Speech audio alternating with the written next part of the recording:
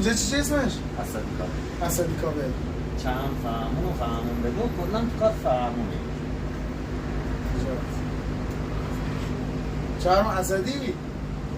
من هنو دارم فیلم میگیرم نه کاتش خب ما بیش از 35 ساله که در کنار تودوزی صندلی خودرو ببخشید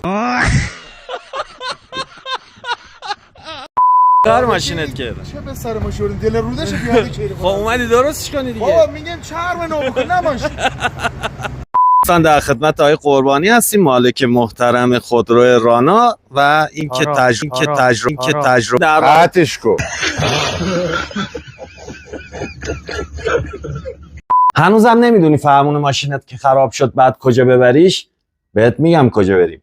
اونایی که ماشین خارجی دارن برای تودوزی و کارهای چرم ماشین و فرمونشون حتما به اینجا سر بزنن، واقعا بهترینه. ماشینت با یه فرمون چرمی ساده تبدیل میشه به یک کابین. نه عذاب. اومدیم به یکی از بهترین و تاپ نوچ.